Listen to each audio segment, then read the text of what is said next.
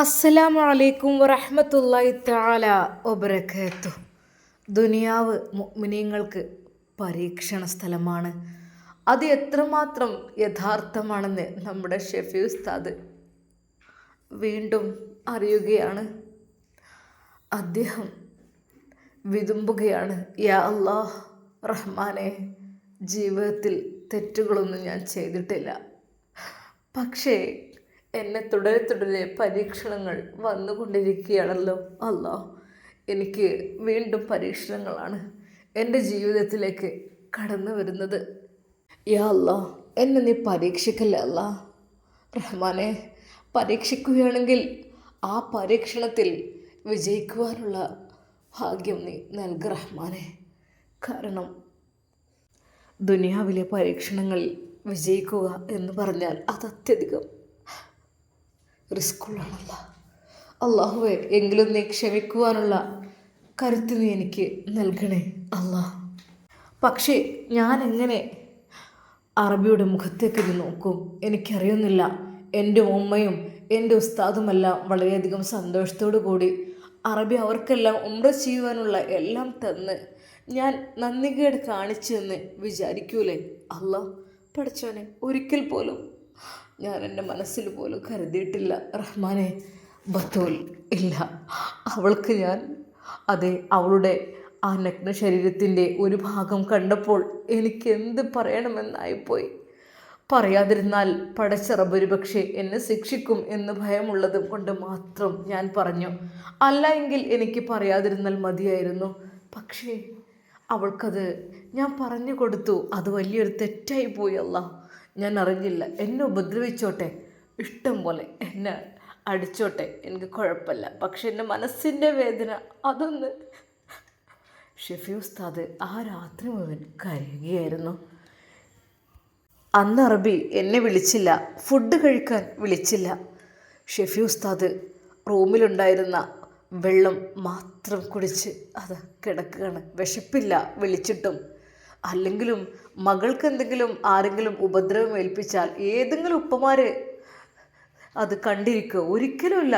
ഏത് ഉപ്പമാരാണെങ്കിലും അവരെ ഉപദ്രവിക്കും എന്നുള്ള കാര്യം ഉറപ്പാണ്. കാരണം തൻ്റെ മകൾക്ക് ഒരു പോറൽ പോലും ലഭിക്കരുത് എന്ന് ആഗ്രഹിക്കുന്നവരാണ് പിതാക്കന്മാർ. അവർക്ക് എന്തെങ്കിലും പറ്റിക്കഴിഞ്ഞാൽ അവരുടെ മനസ്സ് വേദനിക്കും. അതേ സംഭവം തന്നെയാണ് ഇവിടെയും. കാരണം ആ അറബി അദ്ദേഹത്തിൻ്റെ പുത്രിയാണ്. അതുകൊണ്ട് തന്നെ എന്തെങ്കിലും തൻ്റെ മകൾക്ക് പറ്റിയോ എന്നുള്ള രീതിയിലാണ് ഉപദ്രവിച്ചത്. അത് അറിയാം ഉസ്താദിനും. അത് ഏതൊരു പിതാവിൻ്റെയും കടമയാണ് അദ്ദേഹം നിർവഹിച്ചത്. അദ്ദേഹത്തെ ഒരിക്കൽ പോലും ഞാൻ കുറ്റം പറയില്ലല്ല. പക്ഷേ ആ രാത്രിയിൽ അറബി കരയുകയായിരുന്നു. സുഹർ ബത്തൂലിൻ്റെ ഉമ്മ ചോദിക്കുന്നു, അർബാവ്, അങ്ങ് എന്താണ് ഒരുപാട് സമയമായല്ലോ പൊട്ടി പൊട്ടി കരയുന്നു? അങ്ങ് കാര്യം എന്നോട് ഇതുവരെ വിശദീകരിച്ചിട്ടില്ല. അത് ഞാൻ ഒരു ഹാഫിലിനെയാണ് ഞാൻ തല്ലിയത്. അർബ, നിങ്ങൾ എന്താ പറയുന്നത്? അതെ, ഒരു ഹാഫിലിനെ എനിക്ക് തല്ലേണ്ടി വന്നു. എൻ്റെ കൈകൾ നരകത്തിലായിരിക്കും, എനിക്കറിയാം. ആ അറബി കരയുന്നത് കേട്ട് ശരിക്കും എന്താണ് നിങ്ങൾ സംഭവിച്ചത്? എന്നോടൊന്നും പറഞ്ഞില്ലല്ലോ. അല്ലാ, ഷെഫി ഉസ്താദിന് നിങ്ങൾ തല്ലിയെന്നോ? അറബിച്ചി പൊട്ടിക്കരഞ്ഞു. മാപ്പ് പറയണം, നിങ്ങൾ പോയിട്ട് മാപ്പ് പറയണം. എന്തിനു നിങ്ങൾ തല്ലിയത്? അത് എൻ്റെ മകൾ, അതെ നമ്മുടെ മകൾ പൊട്ടിക്കരഞ്ഞുകൊണ്ടാണ് റൂമിലേക്ക് കയറി വന്നത്. ഒരു നിമിഷം അറബിച്ചി ഞെട്ടി. എന്ത് അർബ, നിങ്ങൾ എന്താ പറയുന്നത്? നമ്മുടെ മോൾക്ക് എന്ത് പറ്റിയെന്ന് നിങ്ങൾ പറയുന്നത്? ഒന്നുമില്ല, നീ അവളോടൊന്ന് ചോദിച്ചു നോക്ക്. എനിക്ക് കുറ്റബോധം കൊണ്ട് തല ഉയർത്താൻ കഴിയണില്ല. അറബി ശരിക്കും സങ്കടപ്പെടുകയായിരുന്നു.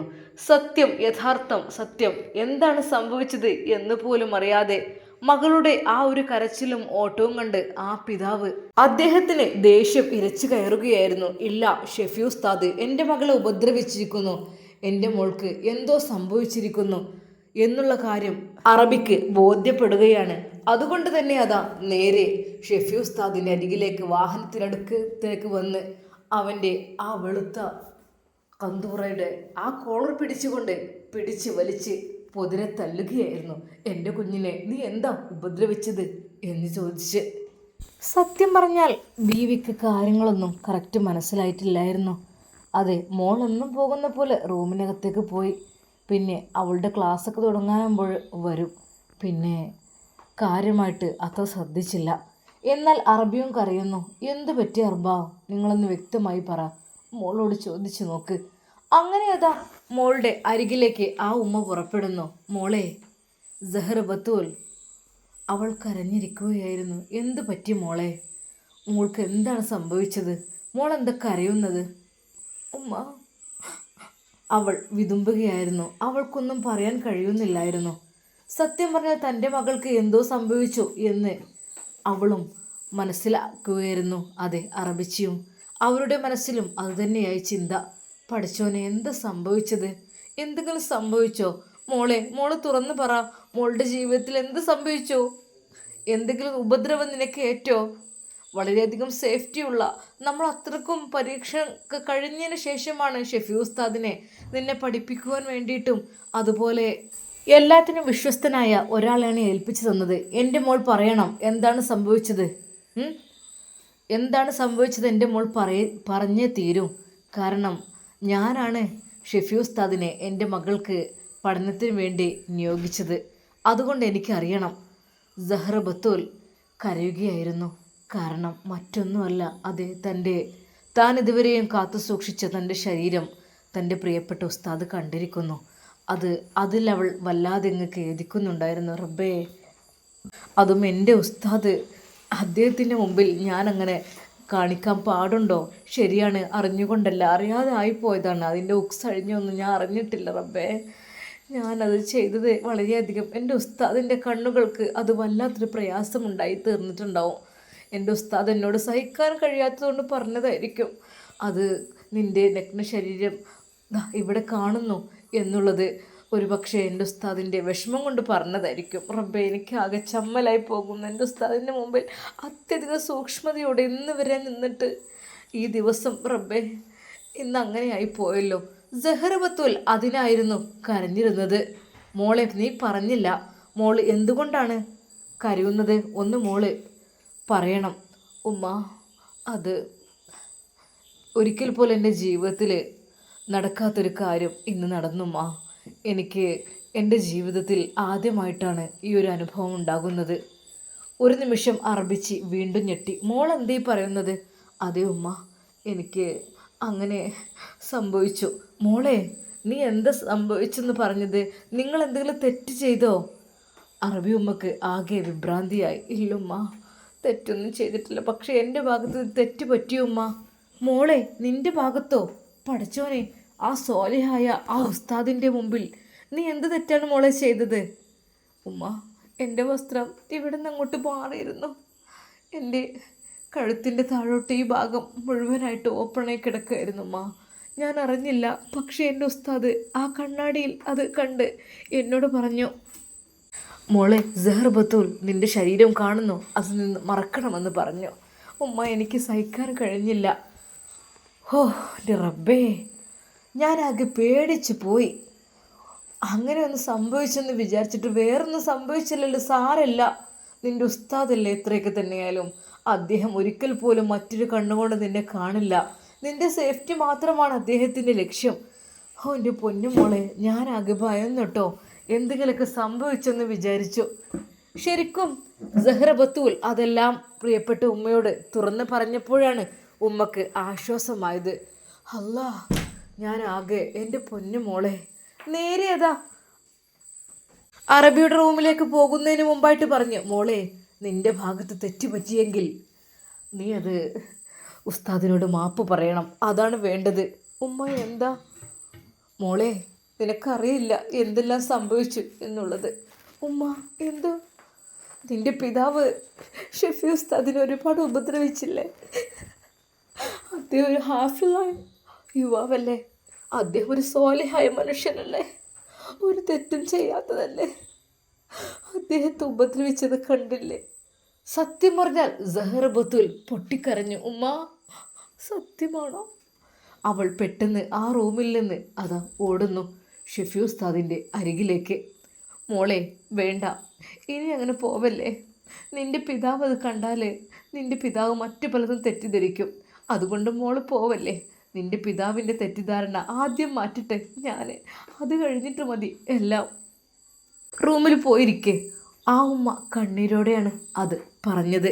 എന്നാൽ പാവം ഷെഫി ഉസ്താദ്, അള്ളാഹുവേ എനിക്ക് ദുനിയാവ് നരകാണ്, അതുകൊണ്ട് റഹ്മാനെ എനിക്ക് മരണമാണ് ഹൈറെങ്കിൽ എനിക്ക് നീ മരണം കൊണ്ടല്ല, അതല്ല ജീവിതമാണ് ഹൈറെങ്കിൽ എനിക്ക് ജീവിതം കൊണ്ട ഹൈറായ ജീവിതം റഹ്മാനെ, അല്ലാതൊരിക്കലും പോലും ഈ അവസ്ഥയിൽ റഹ്മാനെ ഞാനത് പറഞ്ഞതാണ് തെറ്റായിപ്പോയത്.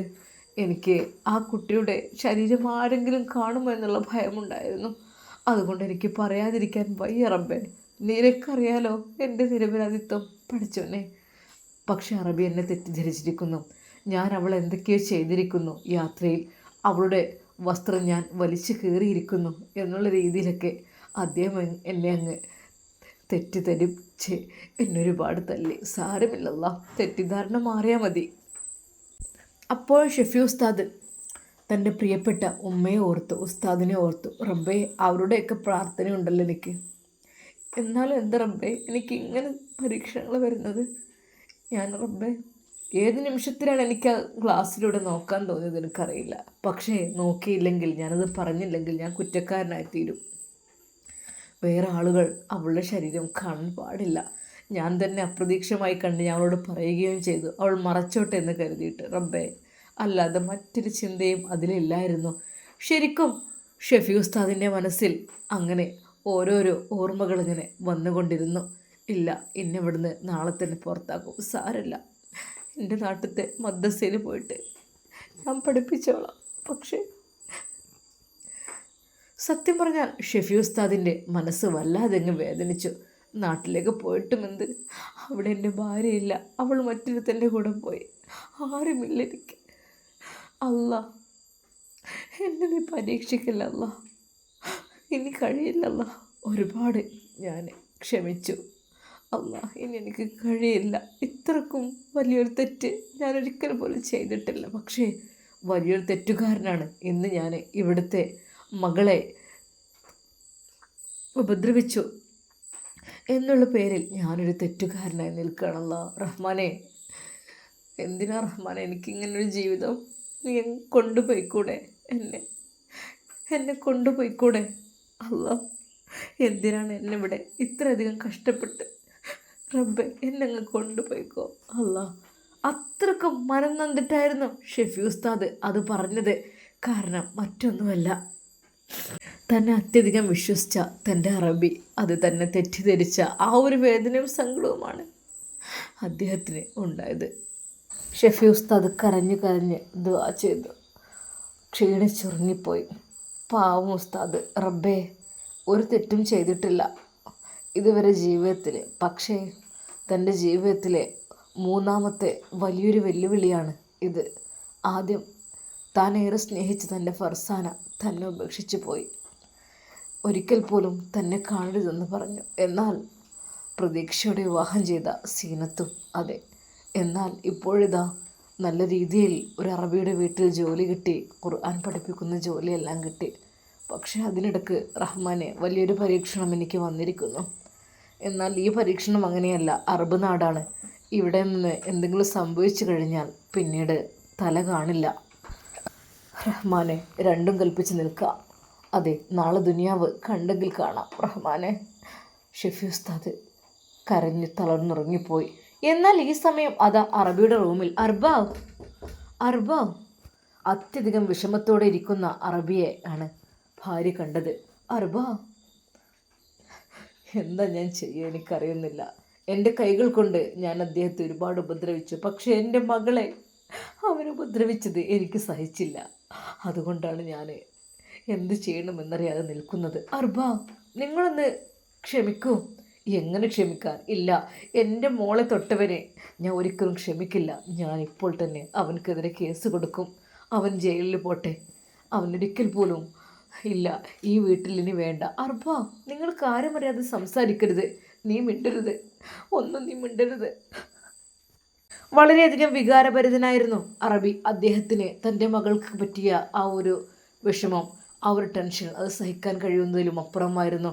താൻ വിശ്വസിച്ചേൽപ്പിച്ച തൻ്റെ പ്രിയപ്പെട്ട മകൾ തിരിച്ചു വരുമ്പോൾ കരഞ്ഞുകൊണ്ട് ഡ്രസ്സെല്ലാം കൂട്ടിപ്പിടിച്ച് വരുന്ന ആ ഒരു രംഗം, റഹ്മാനെ പഠിച്ചോനെ സഹിക്കില്ല. ഞാനൊരു പിതാവല്ലേ.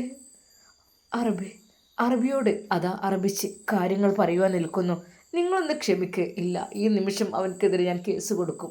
അവനെ പോലീസ് കൊണ്ടുപോകട്ടെ, അവന് ശിക്ഷ അനുഭവിക്കട്ടെ, അല്ലെങ്കിൽ ഞാൻ... അദ്ദേഹം പൊട്ടിക്കരഞ്ഞു. ഇൻഷാ അല്ലാ നമുക്കിതിൻ്റെ ബാക്കി ഭാഗം നാളെ കാണാം. ഷെഫി ഉസ്താദിൻ്റെ നിരപരാധിത്വം തെളിയുമോ? അത് കേൾക്കുവാൻ അറബി തയ്യാറാകുമോ? നമുക്ക് കാത്തിരുന്ന് കാണാം. അതുവരേക്കും എല്ലാവർക്കും അസ്സലാമു അലൈക്കും വറഹ്മത്തുള്ളാഹി തആല വബറകാതുഹു.